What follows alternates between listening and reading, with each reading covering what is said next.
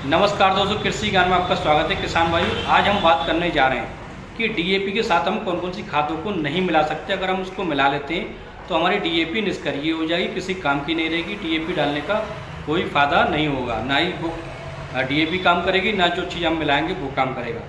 आज हम 4 चीज़ों को बताने जा रहे हैं। 4 ऐसी चीज़ों को हमें डीएपी के साथ बिल्कुल नहीं मिलाना। अगर हम मिला देते हैं तो हमारी डीएपी ख़राब हो जाएगी। सबसे पहले किसान भाइयों हम बात करते हैं डीएपी। डीएपी क्या होती है? डीएपी डाई अमोनियम फास्फोरस होती है, यानी फास्फोरस की मात्रा होती है। इसके साथ हमें कौन सी चीज़ों को नहीं मिलाना है? नंबर 1 पर जिंक सल्फेट। किसान भाइयों, अगर हम जिंक सल्फेट का प्रयोग करते हैं, डीएपी के साथ मिला लेते हैं किसी प्रकार से, तो डीएपी निष्क्रिय हो जाएगी, किसी काम की नहीं रहेगी।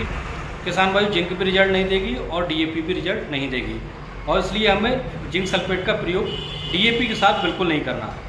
और नंबर 2 पर आती है फेरस सल्फेट। फेरस सल्फेट कुछ किसान भाई होते हैं डीएपी के साथ फेरस सल्फेट का प्रयोग करते हैं, लेकिन फेरस सल्फेट का प्रयोग हमें नहीं करना। फेरस सल्फेट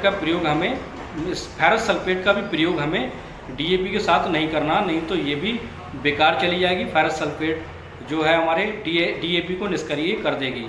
और नंबर 3 पर आती है किसान भाइयों मैग्नीशियम सल्फेट। मैग्नीशियम सल्फेट की हम बात करें किसान भाइयों, बहुत ही अच्छी उर्वरक है, और ये ऐसा उर्वरक है किसान भाइयों, इसको डालने से माइक्रोन्यूट्रिएंट बोलते हैं, ये बहुत अच्छा है मैग्नीशियम सल्फेट। लेकिन इसका प्रयोग हम यूरिया के साथ ही कर सकते हैं। अगर हम डीएपी के साथ इसका प्रयोग करते हैं तो ये भी डीएपी को निष्क्रिय कर देगी, इसका कोई रिजल्ट देखने को नहीं मिलेगा। उसमें भी सल्फेट की मात्रा होती है, इसलिए हमें मैग्नीशियम सल्फेट का प्रयोग नहीं करना।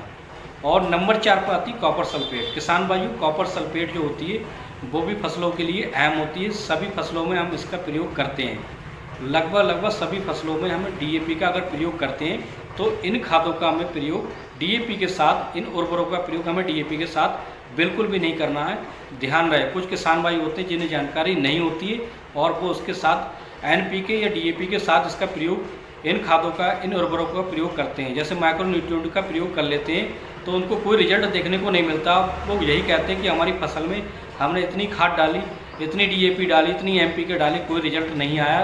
उसको उन किसानों को इस बात का ज्ञान नहीं होता है कि वो माइक्रोन्यूट्रिएंट को डीएपी या एनपीके के साथ मिला लेते हैं, जिससे दोनों चीज़ें बेकार हो जाती हैं, वैसे की वैसे खेतों में पड़ी रहती हैं, इनका कोई रिजल्ट देखने को नहीं मिलता। किसान भाइयों को इन बातों का ध्यान देना बहुत ज़रूरी है। और इस वीडियो के माध्यम से जो किसान भाई इस वीडियो को देख रहे हैं, इसी के आधार पर खेती करेंगे तो आपको बहुत अच्छा रिजल्ट देखने को मिलेगा।